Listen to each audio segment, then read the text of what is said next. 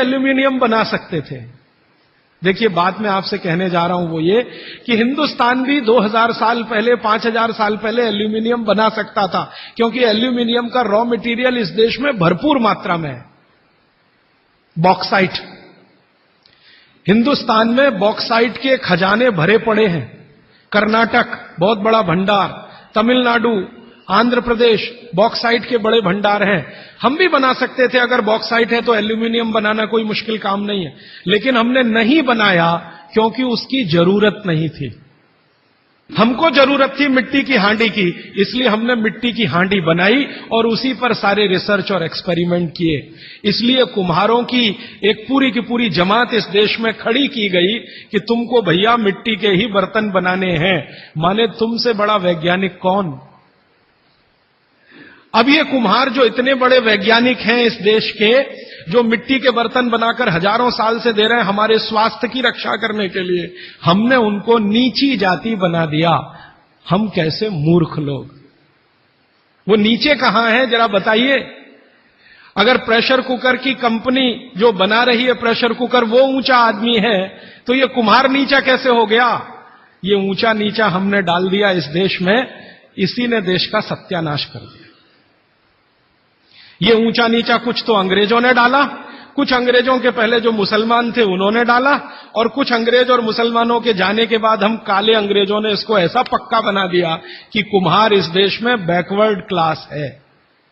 जो सबसे बड़ा वैज्ञानिक काम कर रहा है, मिट्टी के बर्तन बना बनाकर आपके माइक्रो न्यूट्रिएंट्स को, आपके सूक्ष्म पोषक तत्वों को कम नहीं होने देने के लिए मिट्टी का सिलेक्शन करता है वो। आपको मालूम है, हर एक मिट्टी से बर्तन नहीं बनते।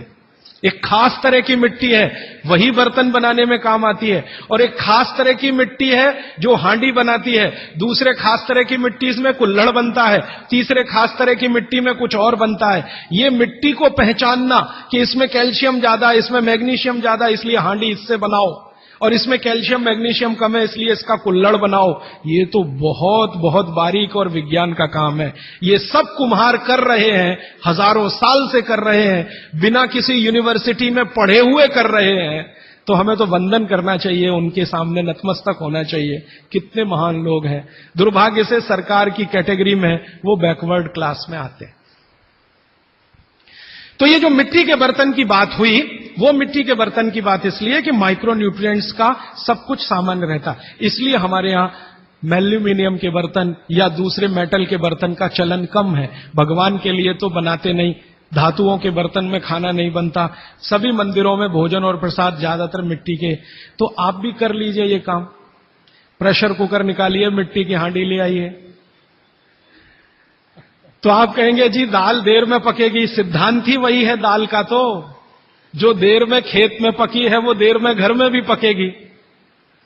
तो आप बोलेंगे फिर टाइम मैनेजमेंट कैसे होगा? मैं आपको सरल बता देता हूं, दाल को हांडी में रख के चढ़ा दीजिए, बाकी सब काम करते रहिए, घंटे डेढ़ घंटे में पक जाएगी, उतार लीजिए, फिर खा लीजिए। घंटे डेढ़ घंटे में आपके झाड़ू पोछा, दूसरे बर्तन साफ करना, कपड़े साफ करना, या जो भी काम करना है, पढ़ना लिखना, बच्चों को पढ़ाना, वो करते रहिए, वो दाल पकती रहेगी। ये है भागवत जी का सूत्र कि ऐसा भोजन नहीं करना जो बनाते समय, पकाते समय सूर्य के प्रकाश से वंचित हो और पवन के स्पर्श से वंचित हो। यह तभी संभव है जब आप खुले बर्तन में खाना बनाएं तो पवन भी अंदर आए और सूर्य का प्रकाश की किरणें भी अंदर आए खुले बर्तन में। और वो खुला बर्तन सबसे अच्छा मिट्टी का हांडी। आप कहें जी मिट्टी की हांडी के बाद अगर कोई चीज है तो हमारे यहां एक मेटल बनता है जिसको आप लोग कहते हैं एलॉय है, कांसा। कांसा आपने सुना है, शायद देखा भी हो किसी के घर में। तो दूसरा सबसे अच्छा माना जाता है कांसा, तीसरा सबसे अच्छा माना जाता है पीतल। अब ये कांसे और पीतल में भी हमने काम कर लिया कि अरहर की दाल को कांसे के बर्तन में पकाएं तो उसके सिर्फ 3% माइक्रो न्यूट्रिएंट कम होते हैं, 97% मेंटेन रहते हैं।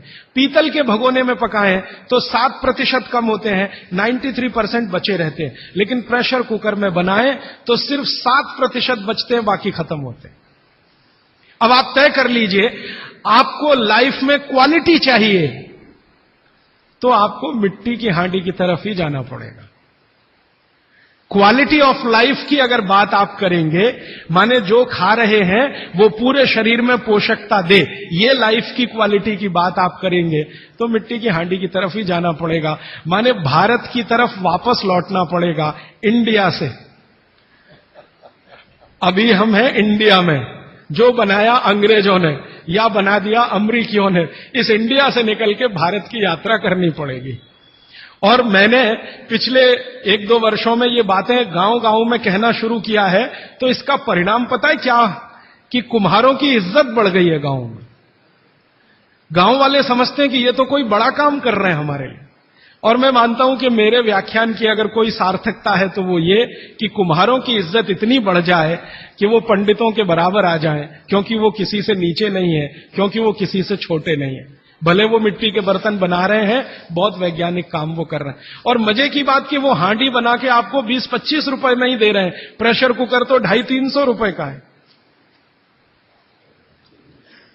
और सबसे मजे की बात कि ये हांडी जब खत्म होगी, माने इसकी लाइफ पूरी हो जाएगी, तो ये हांडी फिर मिट्टी में मिल जाएगी और फिर वही मिट्टी से हांडी बन जाएगी। दुनिया में ऐसी कोई वस्तु नहीं है। प्रेशर कुकर के बारे में तो नहीं कह सकते आप, बायोडिग्रेडेबल है। तो आप कोशिश करें अपने घर में थोड़ा परिवर्तन करें। अब मैं आखिरी बात जो आज की कह रहा हूं वो ये, मैंने पिछले 2 वर्षों में मैं होम्योपैथी की भी चिकित्सा करता हूं, तो बहुत सारे पेशेंट मुझे फोन करते हैं, राजीव भाई ये। तो मैंने कुछ पेशेंट को खास कर कहा कि देखो भैया, आपको मैं कोई दवा नहीं दूंगा। तो कहने लगे फिर बीमारी कैसे ठीक होगी? मैंने कहा एक ही काम करो, मिट्टी की दाल खाना शुरू करो, मिट्टी की हांडी में रखी हुई दाल खाना शुरू करो। चावल खाना है तो मिट्टी की हांडी का। कहने लगे राजीव भाई कौन करेगा ये सब? मैंने कहा आपकी बीवी करेगी या आप करोगे? अगर जिंदगी चाहिए तो झक मार के आप करोगे, नहीं तो अमेरिका जाओ, कनाडा जाओ, जर्मनी जाओ, लाखों रुपए खर्च करो, फिर भी झक मार के वापस आओ, डॉक्टर कहेगा इलाज नहीं। तो आप देख लो, तो जो गंभीर मरीज है वो आप जानते हैं वो कुछ भी करेंगे जो आप कहें। तो मेरे पास कुछ डायबिटीज के क्रोनिक पेशेंट हैं, बहुत क्रोनिक, जिनका यूनिट, शुगर यूनिट 480 के ऊपर है।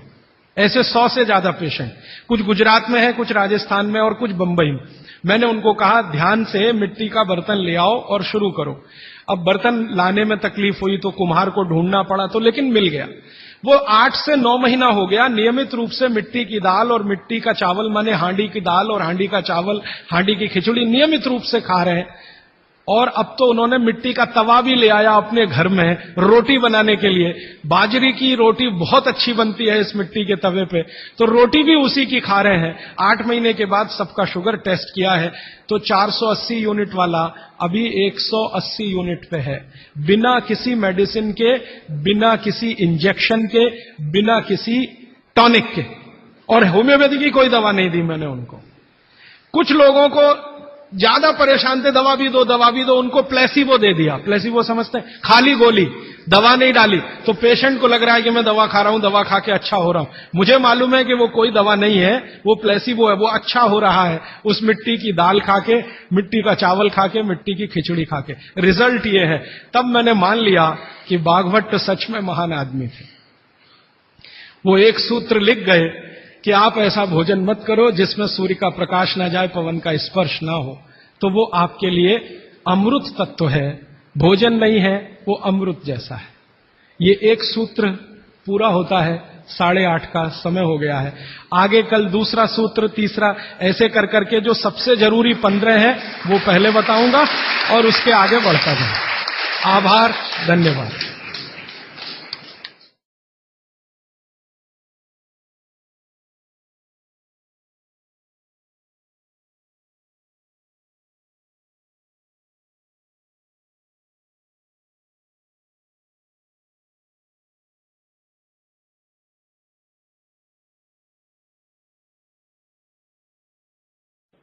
तो एक बार फिर हम राजीव भाई को अब सुनेंगे और मेरी गुजारिश है कि आप जोरदार तालियों से उनका स्वागत करें।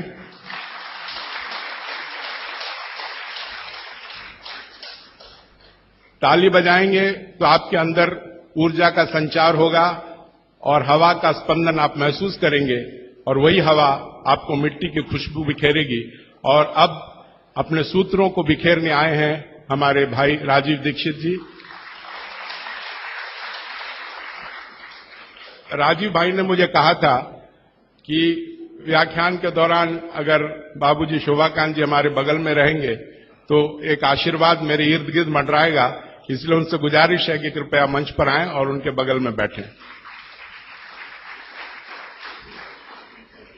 तो मंच राजीव दीक्षित को समर्पित।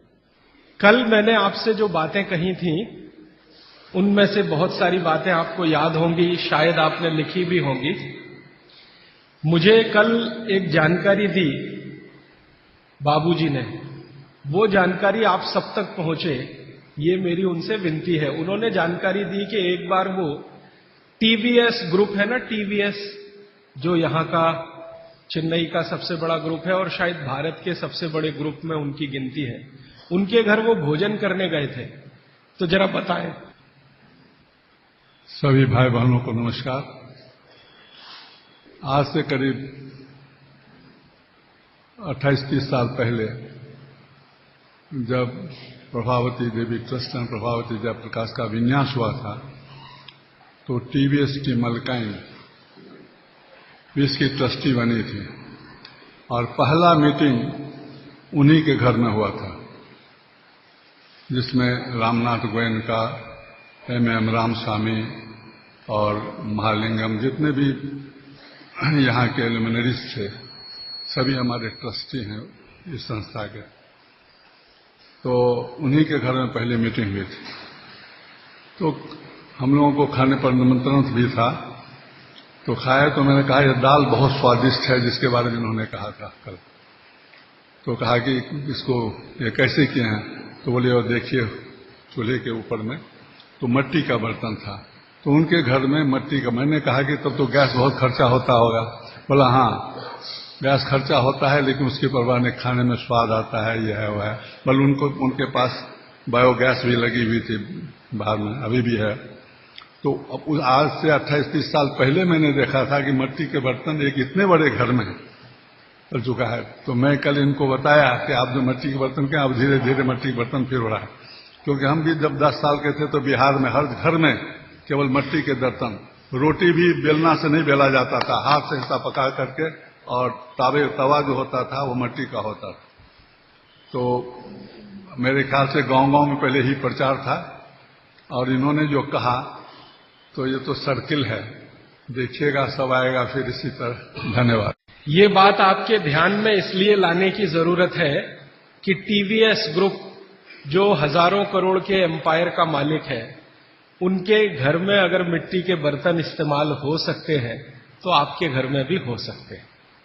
माने हमको ये बहाना ना मिले कि मिलते नहीं है जी, समय बहुत लगता है जी, क्या उसको खटराक करने का। ये जो मन के अंदर की हमारी जो रुकावटें हैं, ये कभी नहीं आए, इस दृष्टि से इस उदाहरण का बहुत महत्व है। और ये उदाहरण मैं हिंदुस्तान के ऐसे हजारों लोगों के बारे में बता सकता हूं जिनको आप रोज अखबारों में देखते हैं, न्यूज़पेपर में देखते हैं, टीवी पे देखते हैं। ज्यादातर के घरों में मिट्टी के बर्तन रसोई में इस्तेमाल होते हैं। आपको सुन के हैरानी होगी, धीरू भाई अंबानी के घर में रोटी हमेशा मिट्टी के तवे पे ही बनती है। धीरू भाई अंबानी के घर में रोटी हमेशा तवे पे बनती है। एक बार मुझे भी मौका मिला उनकी धर्मपत्नी श्रीमती कोकिला बहन से बात करने का कि आप ये मिट्टी के तवे पे रोटी क्यों बनाती हैं, ये तो पिछड़ेपन की निशानी है। ये ऐसा मैंने जानबूझ के बोला। हम तो ऐसा मानते हैं कि आप 18वीं शताब्दी में जा रहे हैं, मिट्टी के बर्तन की रोटी माने तवे की। तो कोकिला बहन ने कहा कि जो जो कहे मुझे उसकी परवाह नहीं, मुझे ये रोटी पसंद है और हमारे घर के सब लोगों को पसंद है, इसलिए हम मिट्टी के बर्तन में ही रोटी बनाते हैं। पूरे गुजरात में आप जाएंगे, राजस्थान में जाएंगे, अभी भी एक दो नहीं, लाखों नहीं, करोड़ों लोग हैं जो मिट्टी के तवे पे रोटी बना रहे हैं और खा रहे हैं। और मैं विनम्र रूप से आपसे कहना चाहता हूं कि वो आपसे ज्यादा स्वस्थ है और आपसे ज्यादा तंदुरुस्त है। अगर हमें अपना स्वास्थ्य और तंदुरुस्ती बना के रखनी है, बचा के रखनी है, तो ये बातें आपको अपने जीवन में आचरण में उतारने की आवश्यकता है। और ये बातें अगर आपके आचरण में आती हैं तो कितनी बड़ी चीज होती है इस देश में कि अगर मान लो हिंदुस्तान में 112 करोड़ लोग हैं, 112 करोड़ लोगों में 20 करोड़ परिवार है, 20 करोड़ परिवारों में 20 करोड़ रसोई घर है, अगर 20 करोड़ रसोई घर में मिट्टी का तवा आने लगे तो 20 करोड़ तवा बनने लगेगा और लाखों कुम्हारों को रोजगारी मिल जाएगी, जो बेरोजगार बैठे हैं, जिनके पास काम नहीं। अगर मिट्टी की हांडी में 20 करोड़ परिवारों में दाल बनने लगेगी, चावल बनने लगेगा, तो करोड़ों कुम्हारों को हांडी बनाने का काम मिल जाएगा, जो आज बेकार बैठे हैं। और हिंदुस्तान में कुम्हारों की संख्या लगभग उतनी ही है जितनी ब्राह्मणों की है। सरकार के आंकड़े हैं, लगभग 18% कुम्हार हैं और कुम्हार जैसी जातियां हैं, 18% ही ब्राह्मण हैं। तो इतने बड़े समाज को अगर रोजगार हम दे पाते हैं तो बहुत बड़ी बात है। इसलिए अर्थव्यवस्था को भी मदद होती है, आपका स्वास्थ्य तो अच्छा रहता ही है। और मेरी जो मन की बात है वो आपसे मैं शेयर करना चाहता हूं कि मिट्टी से आपका जुड़ाव रहता है। मिट्टी से जुड़े रहना ये सबसे बड़ी बात मानी जाती है। हम पता नहीं कहां कहां से चेन्नई में आए हैं, कोई बिहार से आया, कोई राजस्थान से, कोई गुजरात से, लेकिन अक्सर मन में आता है कि अपनी मिट्टी से जुड़े रहें। तो अपनी मिट्टी से चेन्नई जैसे शहर में जुड़े रहने का एक ही रास्ता है कि आप इन मिट्टी के बनाए हुए बर्तनों का इस्तेमाल करें। तो स्वास्थ्य की दृष्टि से तो बहुत ही अच्छा है और अर्थव्यवस्था के लिए भी बहुत अच्छा है। मैंने कल जो बातें कही थी उनको 1 मिनट में फिर से रिपीट करता हूं। कल मैंने एक ही सूत्र का आपके सामने विश्लेषण किया था, भागवत ऋषि का लिखा हुआ, कि जिस भोजन को बनाते और पकाते समय पवन का स्पर्श और सूर्य का प्रकाश ना मिले, वो भोजन को कभी नहीं करना। इस विश्लेषण में से शुरू हुआ कि पवन का स्पर्श और सूर्य का प्रकाश कहां कहां नहीं मिलता। तो सबसे पहली चीज निकल के आई प्रेशर कुकर। प्रेशर कुकर का खाना ना खाएं, कल मैंने बहुत विस्तार से बता दिया, आज सिर्फ दोहरा रहा हूं याद रखने के लिए। और उसके विकल्प के रूप में मैंने आपसे कहा मिट्टी के बर्तनों में खाना बनाएं। मिट्टी के बर्तन में खाना बनाने के पीछे जो सबसे बड़ा वैज्ञानिक कारण है कि ये जो मिट्टी है इसमें 18 तरह के माइक्रो न्यूट्रिएंट्स हैं। ये बात हमेशा आप याद रखिएगा। कैल्शियम मिट्टी में है, आयरन मिट्टी में है, सिलिकॉन मिट्टी में है, सल्फर मिट्टी में है। आपके शरीर को हर दिन 18 तरह के सूक्ष्म पोषक तत्वों की जरूरत होती है। 18 तरह के सूक्ष्म पोषक तत्वों की जरूरत होती है, जिनको आप अलग अलग भाषा में बोल देते हैं कि हमको प्रोटीन्स चाहिए, हमको विटामिन्स चाहिए, हमको कार्बोहाइड्रेट्स चाहिए, हमको फैट्स चाहिए। ये डॉक्टर कहता है ना आज की भाषा में कि आपको प्रोटीन की कमी हो गई है, प्रोटीन चाहिए, आपको कार्बोहाइड्रेट्स ज्यादा चाहिए, आपको फैट्स ज्यादा चाहिए। तो ये जो कुछ भी चाहिए, इनको रसायन शास्त्र की भाषा में मैंने आपको समझाया कल, और आज कह रहा हूं कि ये 18 तरह के सूक्ष्म पोषक तत्व हैं, जिनको मिल जाने से आपके भोजन को संपूर्णता मिलती है, माने भोजन पूर्ण होता है।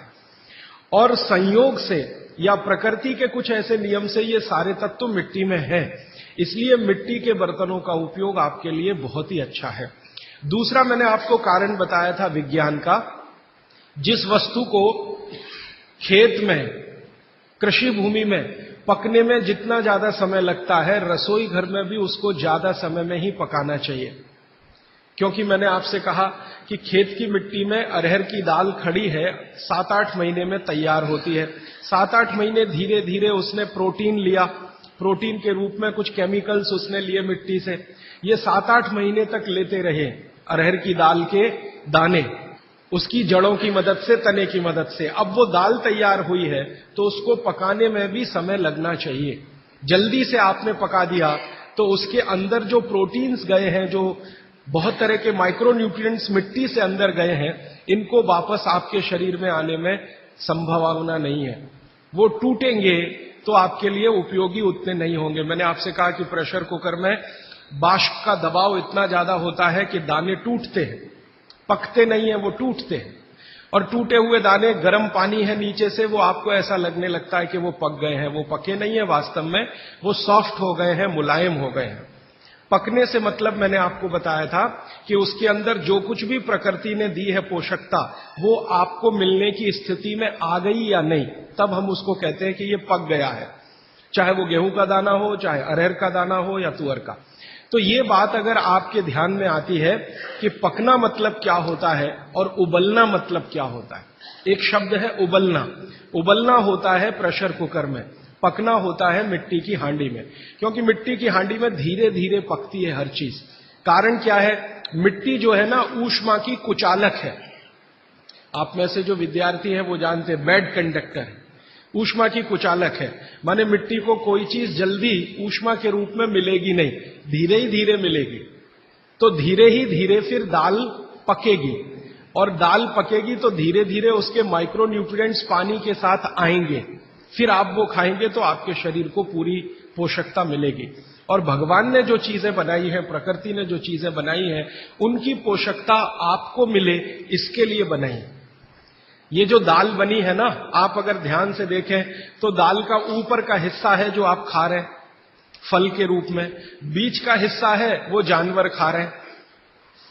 तो भगवान ने, प्रकृति ने ऐसी व्यवस्था दी है, गेहूं है, गेहूं का ऊपर का हिस्सा है वो आप खा रहे हैं, बीच का जो बचा हुआ हिस्सा है जिसको तना कहते हैं वो जानवर खा रहे हैं, और अंत का बचा हुआ जो हिस्सा होता है जिसको जड़ कहते हैं वो धरती के लिए होता है, मिट्टी के लिए होता है। प्रकृति ने बहुत सोचकर ये सब बनाया, भगवान ने बहुत सोचकर बनाया। मनुष्य के लिए एक हिस्सा, उसमें से थोड़ा आप चाहें तो पक्षियों को भी खिला सकते हैं। तो मनुष्य और पक्षियों के लिए एक हिस्सा, जानवरों के लिए दूसरा हिस्सा, और प्रकृति की धरती या मिट्टी के लिए तीसरा हिस्सा। हर एक फसल में यही देखेंगे आप। तो जो आपके लिए बनाया है भगवान ने, वो बहुत सोच समझकर बनाया है। जो जानवरों के लिए है वो भी सोच समझकर है, और मिट्टी के लिए, तो उसका अगर जीवन में फायदा उठाए तो बहुत अच्छा होगा। और बागभट्ट जी इसी के लिए शायद ये सूत्र लिख कर गए। तो कल बहुत ज्यादा बात हुई प्रेशर कुकर के बारे में। आज मैं थोड़ी सी बात करता हूं कल से जुड़ी हुई रेफ्रिजरेटर के बारे में। रेफ्रिजरेटर एक ऐसी वस्तु है जिसमें रखी हुई कोई भी वस्तु को सूर्य का प्रकाश नहीं मिलेगा, पवन का स्पर्श नहीं होगा। आप जानते हैं कि रेफ्रिजरेटर जो काम करता है उसके एक बुनियादी सिद्धांत है।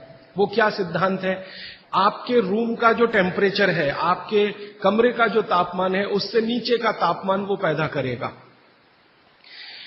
अब ये प्रकृति की मदद से नहीं हो सकता, क्योंकि प्रकृति की मदद से तो आपका रूम टेम्परेचर 30 डिग्री, 35 डिग्री या 22 डिग्री, 25 डिग्री है। तो प्रकृति के विरुद्ध जाकर उसको काम करना पड़ेगा, तो उसके लिए कुछ एक्स्ट्रा एफर्ट्स लगेंगे।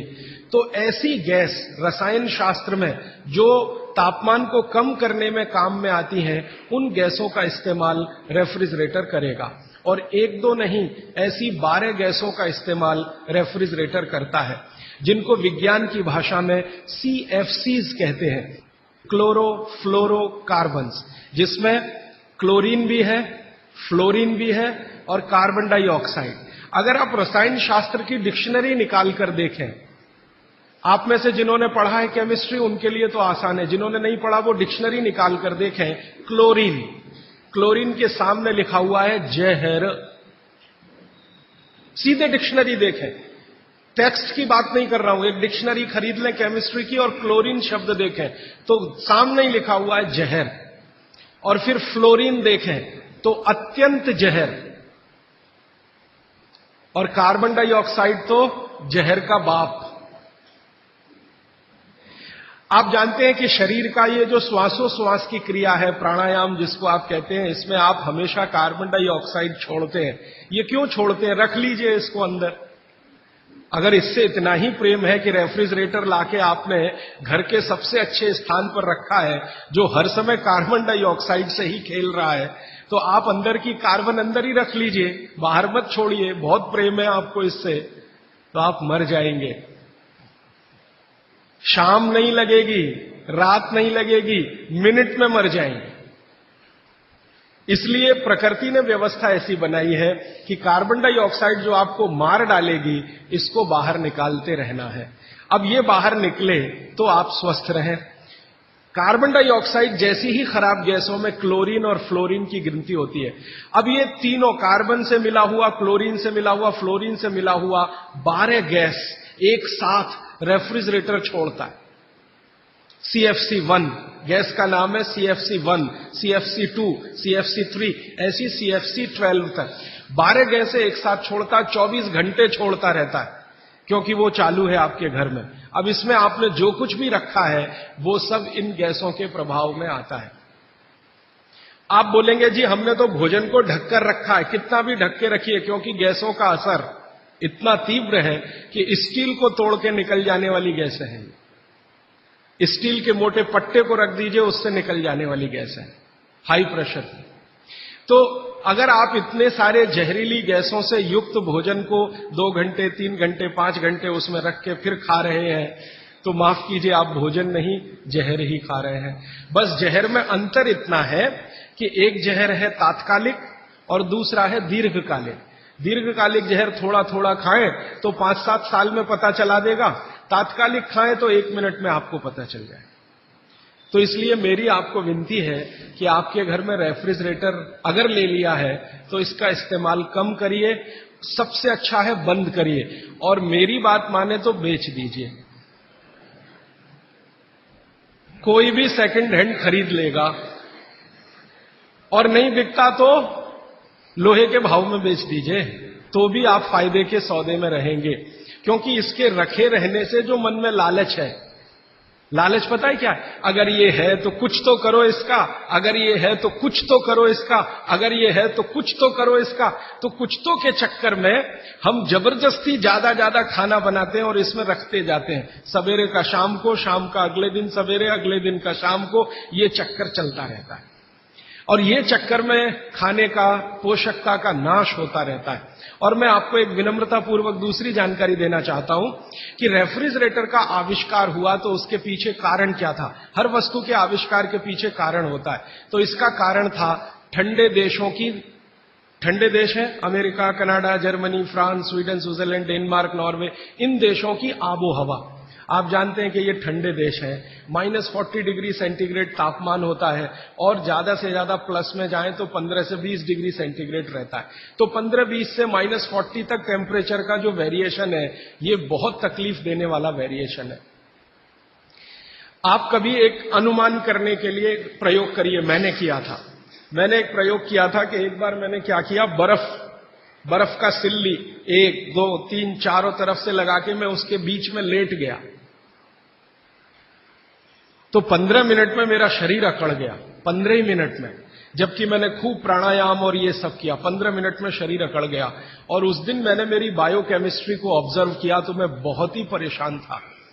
फिर मैंने सोचना शुरू किया कि उन लोगों का क्या होता होगा जो इसी बर्फ के तापमान में 6-6 महीने सोते हैं, रहते हैं, लेटते, उनका क्या होता हो। 8-8 महीने धूप नहीं निकलती कनाडा में, अमेरिका में, यूरोप के देशों धूप नहीं निकलती, टेम्परेचर नहीं होता, और यही परिस्थिति में उनको सोना पड़ता है।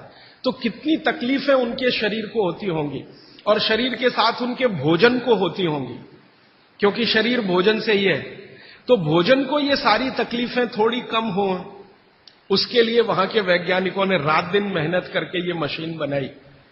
और उन्होंने कहा कि जो टेम्परेचर को हम प्रकृति के रेगुलेशन में है, हम उसे कंट्रोल नहीं कर सकते, कुछ एरिया हम ऐसा बनाएं जिसको हम कंट्रोल कर सकें, हम जब चाहें टेम्परेचर को बढ़ा सकें, घटा सकें। इसके लिए रेफ्रिजरेटर बना। तो ये उनकी मजबूरी में से निकली हुई मशीन है। कोई उन्होंने बहुत आगे प्रोग्रेस करके ये बनाया ऐसा नहीं है, उनकी मजबूरी है, उस मजबूरी में से ये निकला। और उनकी सबसे बड़ी मजबूरी ये है कि एलोपैथी में कई दवाएं ऐसी हैं जो ज्यादा तापमान पे खत्म हो जाती हैं और कम तापमान पे भी खत्म हो जाती है। बहुत सारी दवाएं एलोपैथी में ऐसी हैं जो हाई टेम्परेचर पे भी खत्म हो जाती हैं, माने उन दवाओं का असर नहीं रहता, लो टेम्परेचर पे भी खत्म हो जाती हैं। तो उन दवाओं को रखने के लिए एक टेम्परेचर हमारे कंट्रोल में रहे, इसके लिए फ्रिज बना। वो पानी रखने के लिए नहीं बना है, दाल रखने के लिए नहीं बना, सब्जी रखने के लिए, दवाएं रखने के लिए बना। और आपको एक और जानकारी दूं कि यूरोप में ये जब आविष्कार किया सबसे पहले, तो मिलिट्री के लिए इसका उपयोग हुआ था, और मिलिट्री के लिए ही ये बना था, क्योंकि आर्मी के जो सैनिक हैं वो चुस्त दुरुस्त और तंदुरुस्त रहने चाहिए, जब जरूरत हो दवाएं उनको समय पर उसी टेम्परेचर की मिलनी चाहिए। इसके लिए ये फ्रिज आया, ये हमारे लिए नहीं बना, हिंदुस्तान के लिए तो इसकी कोई आवश्यकता नहीं। और यूरोप में एक दूसरी समस्या है, आप जानते हैं कि जहां 6 से 8 महीने बर्फ पड़ेगी, वहां हर चीज जरूरत की समय पर नहीं मिलेगी। मान लीजिए ये जो समय है ना, दिसंबर, जनवरी, फरवरी, मार्च, ये सब वहां बर्फ का समय है। अब इस बर्फ के समय में वो चाहे कि आलू चाहिए, नहीं मिलेगा। टमाटर चाहिए, नहीं मिलेगा। भिंडी चाहिए, नहीं मिलेगी। गाजर चाहिए, कुछ नहीं मिलेगा उनको। बर्फ मिलेगी, खा लो तो खा लो, नहीं तो उसको गर्म करके पानी बना लो, और कुछ नहीं मिलेगा। तो जो कुछ नहीं मिलेगा, उस समय कुछ चीजों को स्टोर करके रखने के लिए रेफ्रिजरेटर है। जब मिल रहा है तो इकट्ठा खरीदो और स्टोर करके इसको रखना शुरू कर दो। अब गलती तो ये हो गई हम लोगों से कि हमने बिना सोचे समझे विचार किए उनकी नकल के साथ ये ले आया अपने घर में, और ऐसे लोगों के घर में भी ले आया जो केमिस्ट्री बहुत अच्छे से जानते, जो क्लोरोफ्लोरोकार्बन्स को रोज पढ़ते हैं और पढ़ाते हैं, उनके ही घर में फ्रिज। मैं कहता हूं प्रोफेसर साहब, आप ये क्या गजब कर रहे हैं? आप तो जानते हैं, क्या करें, पत्नी नहीं मानती, बच्चे नहीं मानते, तो आपकी केमिस्ट्री पत्नी को क्यों नहीं समझाई अभी तक? तो कहते समझती नहीं। तो मैंने कहा फिर आप प्रोफेसर क्यों हो गए? जो आप अपनी पत्नी को केमिस्ट्री नहीं समझा सके तो बच्चों को कैसे समझाएंगे? आप अपने बच्चों को नहीं समझा सके, दूसरों को कैसे समझाएंगे? तो मुश्किल यह है कि हम विज्ञान पढ़ रहे हैं लेकिन वैज्ञानिक नहीं हो रहे, अपने जीवन में नितांत विज्ञान के विरुद्ध काम कर रहे हैं। प्रकृति और विज्ञान के विरुद्ध अगर कोई चीज सबसे खराब हमारे घर में है तो प्रेशर कुकर के बाद यही है, रेफ्रिजरेटर। तो मेरी विनती है कि आप इसका रखा हुआ खाना मत खाइए, क्योंकि वो जहर हो जाता है। तो आप बोलेंगे फिर क्या करें? एक नियम बना लीजिए अपने जीवन में, जो हमारे दादा दादी, नाना नानी के समय का बनाया हुआ है, और शायद बाघभट्ट ने भी ये नियम लिखा है बहुत रेखांकित करके। वो ये कहते हैं, अब मैं दूसरे नियम पर आ रहा हूं, पहले नियम खत्म हो रहे हैं, अब दूसरे पर मैं जा रहा हूं। बाघभट्ट जी कहते हैं कि कोई भी खाना जो बना, कोई भी खाना, दाल बनी, चावल बना, रोटी बनी, बनने के 48 मिनट के अंतर इसका उपभोग हो जाना चाहिए। यह दूसरा नियम, दूसरा सूत्र है। कोई भी खाना बना, बनने के 48 मिनट के अंदर उसका उपभोग माने कंजम्पशन हो जाना चाहिए। रोटी बनी, बन गई, अब 48 मिनट के अंदर खा लीजिए। चावल बन गया, 48 मिनट में खा लीजिए। दाल बन गई, 48 मिनट में खा लीजिए। खीर बन गई, 48 मिनट में खा लीजिए। सिवई बन गई 48। ये 48 मिनट का चक्कर क्या है? 48 मिनट, 40 मिनट भी नहीं, 50 मिनट भी नहीं, 48 मिनट। तो बाघभट्ट जी का जीवनी जब पढ़ा तो मुझे पता चला कि वो बहुत बड़े मैथमेटिशियन भी थे। आयुर्वेद के तो चिकित्सक थे ही, मैथमेटिक्स के बड़े पंडित थे। तो उन्होंने जितने कैलकुलेशन किए हैं वो सब इसी तरह के हैं, 42 मिनट। अब ये जो मिनट है ये मैंने जोड़ा है, बाघभट्ट जी ने लिखा है 48 पल। हमारे यहां जो होता है ना, पल होता है, क्षण होता है, प्रतिपल होता है। हमारे यहां जो समय की नापने की डिग्रियां हैं वो पल है, क्षण है, प्रतिपल है, वगैरह वगैरह। ये जो मिनट का चक्कर है ये तो यूरोप और अमेरिका से आया हुआ है। ये मिनट आपको समझता है, पल समझता नहीं, इसलिए मैंने इसमें जोड़ दिया है। हालांकि 1 मिनट 1 पल के बराबर नहीं है। 1 पल 1 मिनट से थोड़ा कम है। अगर बाघभट्ट जी के कैलकुलेशन में करूं तो 1 मिनट का 52वां हिस्सा 1 पल है। और बाघभट्ट जी कहते हैं कि लगभग भोजन बनने के 50 पल के अंदर आप उसको कंज्यूम कर लीजिए। तो मिनट मैंने कैलकुलेट किए तो वो 48-47 के आसपास आता है। ये कैलकुलेशन है। तो जो बना हुआ भोजन है वो आप 48 मिनट में कर लीजिए, तो आपके लिए सबसे ज्यादा पोषकता देने वाला है। जो इसके बाद आप भोजन करें तो धीरे धीरे उसकी पोषकता कम होने लगती है। अगर आपने 6 घंटे के बाद किया बनने के बाद तो पोषकता कम हो जाएगी, 10 घंटे के बाद और कम हो जाएगी, 12 घंटे के बाद बिल्कुल ना के बराबर, और 24 घंटे के बाद तो खत्म, बासी हो गया। बासी शब्द है ना, ये बाघभट्ट जी का है। 3500 साल पहले ये शब्द था, बासी हो गया जी। और वो कहते हैं ये बासी भोजन तो जानवरों के खिलाने के लिए भी नहीं है, आप कैसे खा रहे हैं? बाघभट्ट जी ने एक बहुत अच्छे मजे की बात लिखी है। उन्होंने कहा भारत देश में 365 दिन का जो चक्र है एक वर्ष का, इसमें एक ही दिन ऐसा है जिस दिन आप ये खा सकते हैं, 364 दिन नहीं खा सकते। एक ही दिन खा सकते हैं। और वो एक दिन का उन्होंने बहुत पक्का कैलकुलेशन किया है कि उस दिन शरीर के वात, पित्त और कफ की अवस्था क्या होती है, उसके अनुसार बासी भोजन चलता है। तो मैंने वो जब ध्यान दिया तो पता चला कि वो दिन हमारे देश में एक त्योहार आता है, उसको मेरी मां कहती है बासोड़ा, आप पता नहीं क्या कहते हैं। एक ही त्योहार है अपने देश में जिस दिन हम बासी खाना ही खाते हैं। और ये जो त्योहार है, इस जो दिन पड़ता है, ये कार्तिक, अगहन, पूस माह के हिसाब से इसका जो दिन पड़ता है, बागवट जी का दिन भी वही पड़ता है। तब मेरे समझ में आया कि इस देश के त्योहारों के पीछे वैज्ञानिकता है। त्योहार ऐसे ही नहीं तय हो गए, इस दिन होली होगी, इस दिन दिवाली होगी, इस दिन ये होगा, इस दिन, इनके पीछे कुछ कैलकुलेशन है। भागवत जी का कैलकुलेशन है कि शरीर में 3 दोष हैं, वो आप सब जानते हैं, वात, पित्त और कफ। इन पे आगे मैं विस्तार से बात करूंगा, यहां रेफरेंस के लिए कह रहा हूं। तो वात, पित्त, कफ 3 दोष हैं, ये समान स्थिति में रहे तो आदमी हमेशा निरोगी रहता है। इनकी स्थिति ऊपर नीचे हो, वात बढ़ गया, पित्त और कफ कम हो गया, पित्त बढ़ गया, वात और कफ कम हो गया, ऊपर नीचे हो, तभी रोगी होते हैं आप, तभी रोग पैदा होते हैं। तो एक दिन ऐसा आता है, 365 में से एक दिन ऐसा आता है जिस दिन ये वात, पित्त, कफ की स्थिति बिल्कुल ऐसी होती है जो विचित्र लगती है, माने होनी नहीं चाहिए, ऐसी स्थिति हो जाती है। तो भागवत जी कहते हैं कि उस स्थिति को काबू में लाने के लिए बासी खाना ही चाहिए, जिसकी पोषकता पूरी चली गई हो।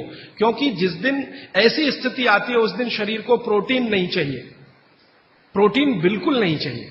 तो प्रोटीन सब खत्म होगा तब जब खाना बहुत पुराना हो जाए।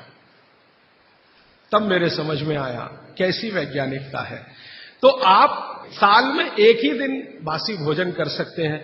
अब आप देखो कि एक दिन के लिए फ्रिज लगेगा साल में, तो 364 दिन की बिजली क्यों खर्च करना उसके लिए, और 364 दिन का इतना स्थान क्यों घेर के रखना। चेन्नई में बहुत महंगा है स्थान, 1 स्क्वायर फुट का क्या भाव है, 3000। तो फ्रिज अगर रखा है मान लो 5-7 स्क्वायर फीट में, तो 3000 में 5 का गुणा कर लो, 15,000 रुपए रोज का खर्चा एक तो दे दिया फ्रिज खरीदने में, और ये जिंदगी भर इतना स्थान घेर कर खड़ा है जो इस्तेमाल नहीं हो रहा है, तो कितना घाटे का सौदा है। तो इस घाटे के सौदे को अपने जीवन में मत लाइए। मेरी विनती है कि जिन्होंने फ्रिज नहीं खरीदा है वो ना खरीदें, जिन्होंने खरीद लिया है वो धीरे धीरे इसका उपयोग कम करें। एक दिन थोड़ा ऐसा आए कि उपयोग उसका बंद ही हो जाए, तो आपके जीवन के लिए बहुत अच्छा है। और आप जानते हैं कि आजकल पर्यावरण के प्रदूषण की बहुत चर्चा हो रही है। दुनिया भर के वैज्ञानिक परेशान हैं कि क्लाइमेट चेंज हो रहा है, सर्दी कम हो रही है, गर्मी बढ़ रही है। सर्दी कम होने में और गर्मी बढ़ाने में जिन गैसों का सबसे बड़ा योगदान है वो यही गैसें हैं, CFC1, CFC2, CFC3, CFC12 तक। तो सारे दुनिया के देश परेशान हैं कि क्या करें क्या करें। अभी इंडोनेशिया के बाली द्वीप में 7 दिन का सम्मेलन हुआ। अमेरिका, जर्मनी, भारत जैसे 156 देशों के राष्ट्रपति, प्रधानमंत्री 7 दिन झक मार रहे थे यही बात के लिए कि भाई CFC का प्रोडक्शन कम कैसे किया जाए। तो इसमें थोड़ा आप भी सहकार कर दीजिए। ये प्रोडक्शन कम होने के लिए फ्रिज की जरूरत बंद करने की है, तो ये प्रोडक्शन कम होगा। तो इसलिए मैंने कल आपसे कहा था कि फ्रिज का भी खाना ना खाएं, समय का ध्यान रखें। ये बात हमेशा याद रखें कि बना हुआ खाना 48 मिनट के अंदर खा लेना चाहिए। अब ये 48 मिनट का जो कैलकुलेशन है, कल मैं इस पर आपसे और ज्यादा विस्तार से बात करूंगा, क्योंकि एक सूत्र कल आएगा। आज बस इतनी सी बात। और एक तीसरी बात जो मैंने कल आपसे शुरू की थी, माइक्रोवेव ओवन। माइक्रोवेव ओवन भी कुछ इसी तरह का किस्सा है। इसमें भी टेम्परेचर को आप कंट्रोल करते हैं। और माइक्रोवेव ओवन में कोई भी चीज आप जब रखते हैं ना गर्म करने के लिए, तो वो चीज का एक हिस्सा गर्म होता है, पूरा नहीं होता। गर्म होने के लिए हमारी जो कल्पना है वो चारों तरफ से एक साथ एक जैसा टेम्परेचर आए। वो पानी ही कर सकता और कोई चीज नहीं है दुनिया। पानी गर्म करके उसमें कोई चीज डालें तो सही गर्म होती है, और माइक्रोवेव ओवन में पानी का कोई काम नहीं। और ये माइक्रोवेव ओवन भी यूरोप और अमेरिका के लिए है, क्योंकि वहां बहुत ठंडी है, आपके लिए नहीं है, क्योंकि यहां तो बहुत गर्मी है। तो अब हमारे घर में क्या हुआ है वो मैं विनम्रता पूर्वक आपसे कहता हूं, आपने कुछ चीजों को स्टेटस सिंबल बना रखा है, वो बदल दीजिए। ये स्टेटस सिंबल नहीं है, ये मजबूरी की चीजें हैं। कहते हैं ना मजबूरी में हमने ये किया, मजबूरी में हमने ये किया। तो आप मान लीजिए कि मजबूरी में फ्रिज लाया, मजबूरी में माइक्रोवेव ओवन लाया, मजबूरी में प्रेशर कुकर लाया। ये कोई छाती ठोक के बताने की बात नहीं है कि मेरे घर में फ्रिज है या मेरे घर में माइक्रोवेव ओवन है या मेरे घर में। आप इसको शर्म से बताइए कि मैं क्या बताऊं, मेरी मजबूरी थी, उस दिन दिमाग कुछ फिर गया था, मेरा विवेक शून्य हो गया था, तो मैंने मेरे खून पसीने की कमाई बर्बाद कर दी और ये ले आया। तो ये इस तरह से कहना जब शुरू करेंगे तो थोड़े दिन में आपकी भावना अपने आप बदल जाएगी और ये चीजें आपके बाहर निकल जाए। ये जो 48 मिनट का कैलकुलेशन है, ये जैन दर्शन में भी है। आप में से कोई भी जैन समाज के लोग होंगे तो मेरी बात आपको बहुत जल्दी समझ में आएगी। जितने भी जैन साधु संत हैं उनके मुंह से आप यही सुनेंगे, पानी में 48 मिनट के बाद जीव राशि पैदा हो जाती है और वो जीव राशि फिर बढ़ती ही चली जाती है, करोड़ों से अरबों, अरबों से खरबों में चली जाती है। तो ऐसा पानी नहीं पीना चाहिए क्योंकि जीव हत्या होती है और उसका पाप लगता है। तो जैन दर्शन ने इसको अहिंसा के साथ जोड़ा है और भागवत जी ने इसको स्वास्थ्य के साथ जोड़ा है। मूल बात एक ही है। शायद जैन दर्शन में अहिंसा से इसको इसलिए जोड़ा होगा कि धर्म से जाएगा जुड़कर तो जल्दी समझ में आएगा। भागवत जी ने इसको शरीर स्वास्थ्य से जोड़ा है तो थोड़ा देर में समझ में आता है, क्योंकि हमारा चित्त और मन धर्म के प्रति थोड़ा आकर्षित है, क्योंकि हमारे डीएनए में ऐसा है। भारत का जो डीएनए है वो ऐसा ही है, जिसमें धर्म की बात करो तो तुरंत समझ में आए। विज्ञान थोड़ा पीछे से आता है, इसलिए इस देश में धार्मिक लोगों की पूजा होती है, वैज्ञानिकों को कोई पूछता नहीं है, वो ऐसे ही बेचारे घूमते रहते हैं। कभी आप जैसे लोग उनको माला वाला डाल दे तो ठीक हो गया, वरना इस देश के वैज्ञानिक कहां मरते हैं, कहां खपते हैं, कौन जानता है, कौन पूछता है। लेकिन साधु, सन्यासी, महात्मा इतने पूजे जाते हैं इस देश में, जिनके पीछे आप कुछ नहीं जानते, उनका इतिहास, उनका भूगोल, तो भी आप उनके चरणों में लौटते रहते हैं। वो आपके डीएनए का दोष है, मेरे डीएनए का दोष है, आपके डीएनए का दोष है, क्योंकि डीएनए ऐसा है इस देश में। कभी मौका मिला तो इस पे बात करूंगा कि गर्म देशों का डीएनए और ठंडे देशों का डीएनए बिल्कुल अलग होता है। ये जो यूरोप और अमेरिका में रहने वाले लोग हैं ना, इनका जो डीएनए है और हमारा जो हम भारत, पाकिस्तान, बांग्लादेश में रहने, इनका बिल्कुल डिफरेंट है। जो दुनिया के गर्म देश हैं, सारे धर्म यहीं से निकले।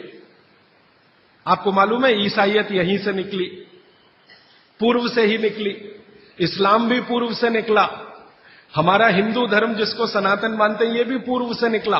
पश्चिम से कोई धर्म आज तक निकला ही नहीं। ईसाइयत निकलने का स्थान बेथलम है ना, बेथलम इजराइल, वो पूर्व में है। ईसाइयत के बाद इस्लाम के निकलने का स्थान वो भी वही है, बेथलम में। वो एक ही स्थान के लिए मर रहे हैं कि ये मेरा, कि ये तेरा, और लड़ाई 60 साल से चल रही है। और वो 10 स्क्वायर फीट की जगह है बस। हाँ, 10 स्क्वायर फीट की जगह में 33 करोड़ मर गए और छोड़ना नहीं चाहते, ये मैं ले लूं कि ये तू ले ले, ये फिलिस्तीन का कि ये इजराइल का। तो ये फिलिस्तीन और इजराइल यूरोप में नहीं है, एशिया में है, और एशिया दुनिया के पूर्व में है। तो सारे धर्म पूर्व से ही निकले हैं, क्योंकि पूर्व का डीएनए कुछ इस तरह का है। पश्चिम से धर्म निकला नहीं कोई, क्योंकि डीएनए दूसरे तरह का है। तो ये डीएनए का दोष है, हम धर्म को मानते हैं। इसलिए शायद जैन शास्त्रों में, जैन आचार्यों ने, जैन संतों ने इसको धर्म से जोड़ दिया। तो ये धर्म से जुड़ा हुआ विज्ञान की बात है। इसको विज्ञान से पहले समझकर धर्म में आप पालन करेंगे तो आपका विश्वास इस पर पक्का होगा। इसलिए ये 48 मिनट याद रखिए। सब माताएं, बहनें और भाई याद रखें, भोजन पका तो 48 मिनट में हो ही जाना, खा ही लेना। इसलिए शायद पुरानी परंपरा हमारे देश में है, गरम खाना खाओ, माने वो 48 मिनट के पहले हो जाए। गरम गरम रोटी बना के खिलाओ या गरम गरम रोटी खाओ। आपको शायद मालूम नहीं है, आप में से जो यूरोप और अमेरिका ज्यादा घूमते हैं वो इसका अंदाजा लगाएंगे कि गरम रोटी का महत्व क्या है। क्योंकि यूरोप में नहीं मिलती, अमेरिका में नहीं मिलती, दुनिया के 56 देशों में गरम रोटी नहीं मिलती, क्योंकि उसको बनाना नहीं जानता कोई। दुनिया की आबादी 600 करोड़ है। 600 करोड़ आबादी में 300 करोड़ महिलाएं, 300 करोड़ पुरुष अगर मान लें तो 300 करोड़ महिलाओं में लगभग 250 करोड़ महिलाएं नहीं जानती कि गरम रोटी कैसे बनती है।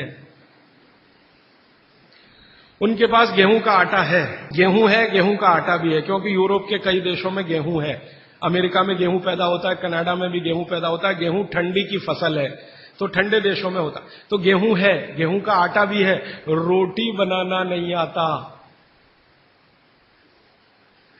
क्यों? कोई यूनिवर्सिटी नहीं है वहां जो सिखाए इसको,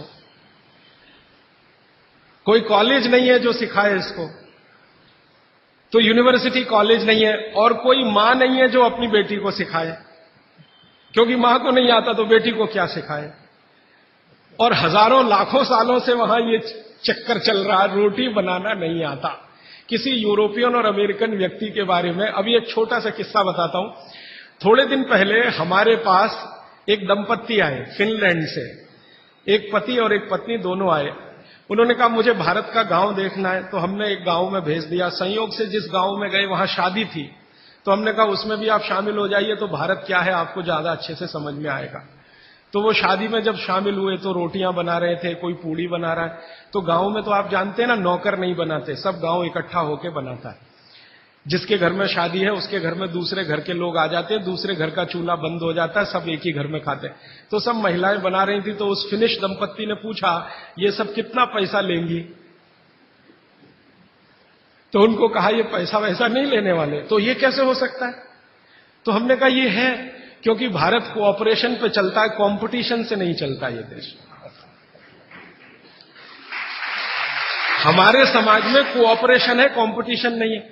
तो फिर वो फिनिश दंपत्ति में जो महिला थी वो सबसे ज्यादा इस बात को परेशान थी लेकर कि ये रोटी एकदम गोल बन रही है, 100% गोल। उसकी जिंदगी में ये कल्पना नहीं है कि 100% गोल चीज कोई हाथ से बन सकती है। वो कहती है उसने कभी सोचा था भारत के बारे में कि मशीन से बनाते होंगे रोटी, और वो कह रहे हैं ये हाथ से बनाते हैं 100% गोल। तो उसका जितना कैमरे में रील थी उसने सब उसी पे खर्च कर दी, गोल रोटी बना के देखने में उसको। माने आपको मैंने ये उदाहरण इसलिए दिया कि उनके लिए ये अजूबा है, उनको लगता है कि कोई महिला ये कर पाए। और मैंने जब वो जा रहे थे तो पूछा आपको भारत में कौन सी चीज सबसे अच्छी, तो उनका ये जो रोटी है गोल, ये सबसे महत्वपूर्ण वस्तु है जिसकी वैल्यू हमारे लिए सबसे ज्यादा है, क्योंकि हम जानते नहीं ये कैसे बनती है। और आपके घर में हर मां बहन इसको बना सकती है, 10-12 साल की बहन भी आसानी से बना सकती है। इसका मतलब है कि रोटी ताजा और गर्म ये भारत में ही संभव है, दुनिया के दूसरे देशों को नसीब नहीं है। तो आप समझ लीजिए कि आपके पास कितनी वैल्यूएबल चीज है गरम रोटी, और उसको आप छोड़कर ठंडी करके खाएं तो ये आपका दुर्भाग्य है, सौभाग्य नहीं। तो रोटी को गरम गरम ही खाएं, गरम गरम ही खिलाएं। यूरोप में कोई किसी को खिलाता नहीं क्योंकि कोई बनाता नहीं और जानते भी नहीं। वहां तो बेचारे 3-3 महीने पुरानी रोटी खाते हैं, जिसको डबल रोटी कहते हैं, पाव रोटी कहते हैं। मैंने एक सिंपल कैलकुलेशन किया था कि पाव रोटी बनने के बाद और खाने तक 90 दिन निकल जाते अमेरिका और यूरोप में। पता है क्या कि गेहूं हर जगह होता नहीं, कुछ जगह होता, तो गेहूं बड़े बड़े ट्रक में भर के वहां तक जाता है जहां गेहूं को पीसने वाली चक्कियां लगी हुई हैं, फ्लोर मिल्स, वहां उनका आटा बनता है। फिर वो आटा ट्रक में भर भर के फिर वहां जाता है, फिर जाकर उससे डबल रोटी बनती है, फिर वो वहां से बनकर कहीं और जाती है, फिर ऐसी चक्कर में 90 दिन निकल जाते हैं। हमारे आयुर्वेद शास्त्र में भागवत जी कहते हैं कि आटे को जितना ताजा इस्तेमाल किया उतना ही बेहतरीन है। आटे के बारे में वो कहते हैं जितना ताजा इस्तेमाल किया उतना ही बेहतरीन है। रोटी के बारे में कहते हैं 48 मिनट के अंदर खा लेना चाहिए।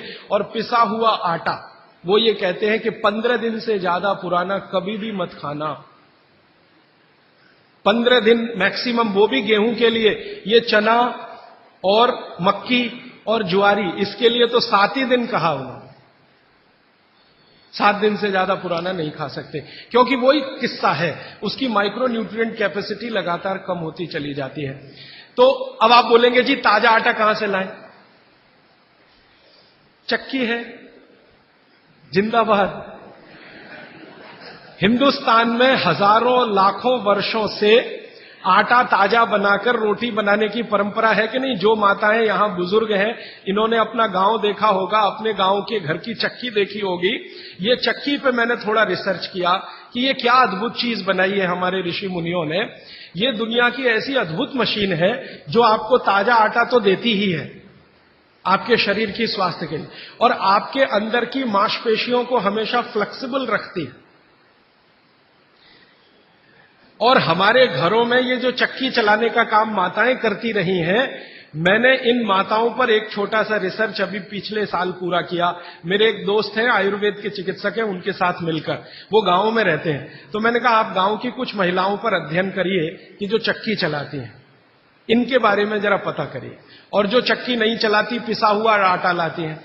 तो उन्होंने कहा जो चक्की चलाने वाली माताएं हैं, उनके गांव में 90 माताएं हैं, किसी को भी सिजेरियन डिलीवरी नहीं हुई है।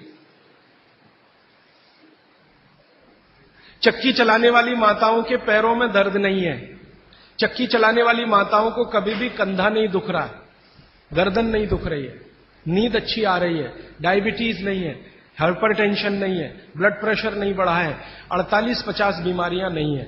और जो माताएं पिसा हुआ आटा ला रही हैं, कैप्टन कुक, आईटीसी का, उनके घरों में डायबिटीज भी है, अर्थराइटिस भी है, हाइपरटेंशन भी है, ये भी है वो। तो मैंने वो वैद्य जी को कहा कि आप क्या मानते हैं ये जो चक्की चलाने वाली माताएं, ये ऐसा क्या विशेष काम कर रही हैं? तो उन्होंने मुझे समझाया, वो मेरे भी समझ में आया, आपको भी समझ। हम जब चक्की चलाते हैं तो एक दिन चला के देखिए तो आपको समझ में आए। सबसे ज्यादा दबाव पेट पे पड़ता है, हाथ पे इतना नहीं है, पेट पे दबाव है।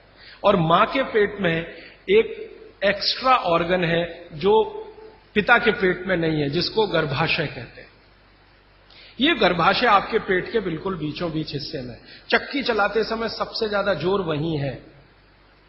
और गर्भाशय के बारे में आयुर्वेद के सारे रिसर्च और आधुनिक विज्ञान के सारे रिसर्च ये कहते हैं कि ये गर्भाशय के आसपास के एरिया में जितना हलन चलन हो उतनी इसकी फ्लेक्सिबिलिटी है।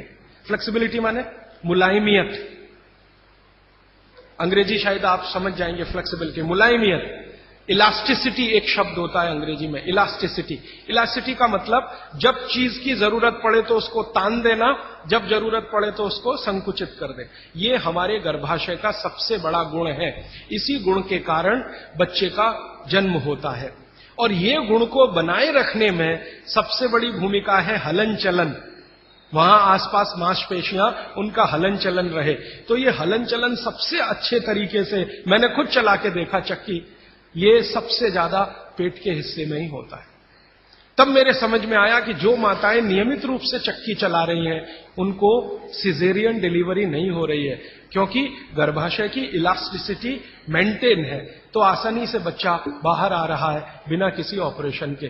तब मुझे ध्यान आया कि हमारी जो पुरानी माताएं हैं उनके 8-8, 10-10 बच्चे होते थे, कभी सुना नहीं कि सिजेरियन।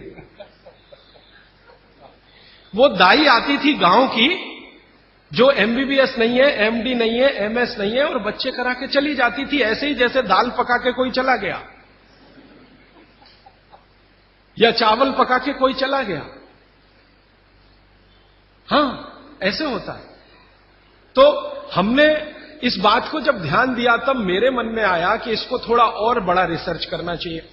तो इसी चेन्नई में मेरे एक मित्र हैं, उनकी पत्नी और वो मिलकर 15-16 साल से इसी विषय पे काम कर रहे हैं कि बच्चे को बिना किसी डॉक्टर की मदद के या सीजर ऑपरेशन के बाहर कैसे लाया जाए। तो उनका 15-16 साल का रिसर्च ये कहता है कि ये सिर्फ चक्की की मदद से ही हो सकता है।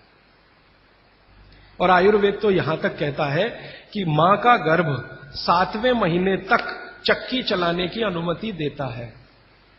मां को 7वें महीने तक चक्की चलवाई जा सकती है, 8वें महीने में नहीं, फिर उसको बंद कर देना अच्छा है। और उतने 7 महीने की चक्की आपके लिए पर्याप्त है कि वो बच्चा बिना सीजर के हो।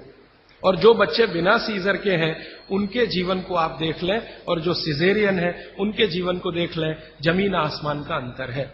सीजर बच्चे ज्यादा बीमार हैं, समय समय पे बीमारियां हैं। जो बिना सीजर हैं वो सब स्वस्थ हैं, दुरुस्त हैं, तंदुरुस्त हैं। ब्रेन का डेवलपमेंट भी उनका अच्छा है, लॉजिक को डेवलप करने की कैपेसिटी, कल्पनाशीलता उनमें दूसरे बच्चों से ज्यादा है। तो भागवत जी का सूत्र है कि खाना बना तो 48 मिनट में खाएं, और खाना बनाने वाली जो वस्तुएं हैं जिनमें सबसे महत्वपूर्ण है आटा, गेहूं का आटा 15 दिन से ज्यादा पुराना ना खाएं, जवारी, बाजरी और मक्की का आटा 7 दिन से पुराना ना खाएं, और वो ये कहते हैं कि रोज का हो तो सबसे अच्छा, सुबह बनाएं और शाम को आटा इस्तेमाल हो जाए तो वो सबसे अच्छा, ज्यादा दिन पुराना ना हो। तो अब आप इसको अपने जीवन में कैसे उतारेंगे इस सूत्र को? अगर संभव हो तो एक एक चक्की ले लीजिए, संभव हो तो। इससे कई फायदे हैं। आपको सबसे बड़ा फायदा तो यह है कि आपके घर में मां है, कोई बहन है, उसको मां बनने के समय ये बहुत मदद करेगी चक्की। दूसरा, आपका वेट कम करने में बहुत मदद करेगी चक्की। अगर आपको एक्स्ट्रा वेट है और आप उसको लूज करना चाहते हैं तो 15 मिनट सुबह चक्की चलाया पर्याप्त है। 15 मिनट सुबह अगर आपने चलाया, 3 महीने बाद आप देखना 12 से 13 किलो वजन कम होगा आपका, सिर्फ 15 मिनट की चक्की। रामदेव जी चक्की चलवाते हैं कि नहीं? आप चलाते हैं कि नहीं? लेकिन वो चक्की चलाते हैं जिसमें कुछ होता ही नहीं है, ऐसे ऐसे चलवाते हैं कि नहीं? तो असलियत में ही चला लो, कुछ तो आटा तो मिलेगा।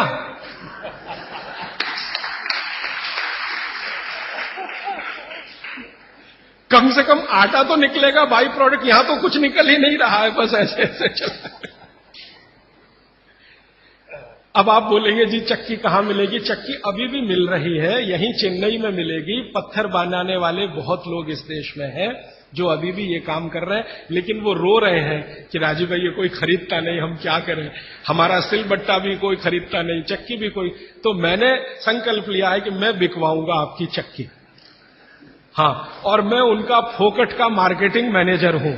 वो मुझे कुछ एक पैसा नहीं देते, लेकिन मैं उनके लिए मार्केट बनाने के काम में लगा हुआ हूं। ये मार्केट बनाने में भागवत जी की बड़ी मदद मिल रही है। तो आप चाहें तो एक चक्की ले लीजिए, बहुत महंगी नहीं आती, सस्ती है। 15 मिनट आप भी चलाइए। महिलाएं भी चला सकती हैं, पुरुष भी चला सकते हैं। इसमें ऐसा कुछ भेदभाव नहीं है कि पुरुष ना चलाएं, महिलाएं चलाएं। महिला चलाएं तो उनको थोड़ा एक्स्ट्रा गेन है। एक्स्ट्रा गेन माने आपको जो एक्स्ट्रा ऑर्गन है बॉडी में, यूट्रस, वो पुरुष को नहीं है, इसको मदद मिलेगी आपको फ्लेक्सिबल बनाए रहे। और मैं आपको एक बहुत गहरी बात कहने आया, वो माताओं बहनों को विशेष रूप से, उम्र के एक पड़ाव में जब आप 45 वर्ष के आसपास हो जाएंगी, तब आपको गर्भाशय के बहुत सारे कॉम्प्लिकेशन शुरू होंगे। सबसे बड़ा कॉम्प्लिकेशन तो यहीं से शुरू होगा कि आपको मेनोपॉज पीरियड शुरू होगा। मेंसेस साइकिल आपकी बंद होगी, मेनोपॉज पीरियड शुरू होगा। और उस पीरियड में जितने कॉम्प्लिकेशन हो सकते हैं वो बच्चे के जन्म के समय भी नहीं होते कभी। और कई कॉम्प्लिकेशन तो ऐसे जिनको कोई मां समझ भी नहीं पाती कि ये क्या हो रहा है मेरे साथ। अचानक से पसीना आएगा, पूरा शरीर पसीने से भर जाएगा, फिर थोड़ी देर में ठंड लगना शुरू हो जाएगी, फिर थोड़ी देर में तमतमा जाएगा चेहरा, एकदम गर्मी, फ्लैशेस।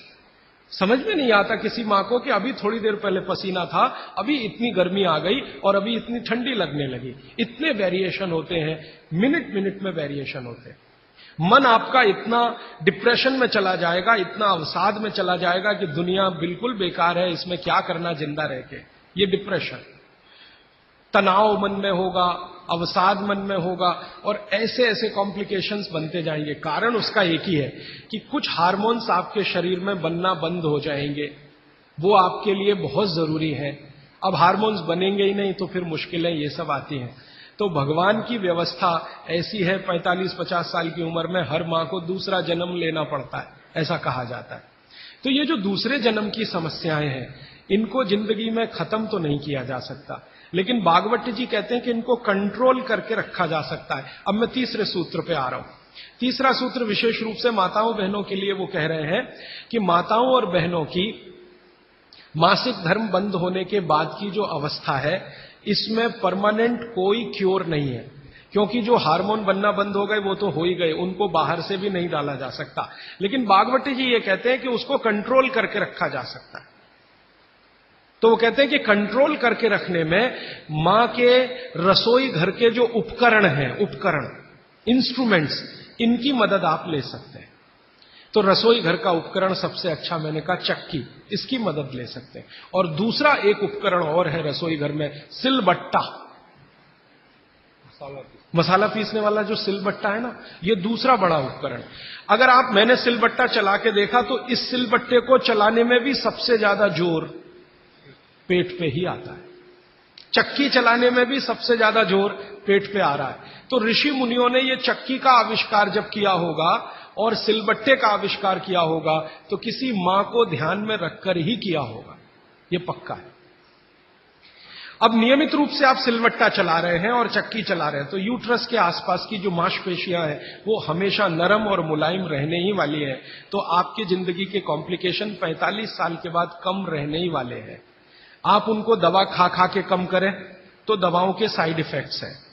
ज्यादा दवाओं के साइड इफेक्ट है कि मोटापा बढ़ेगा।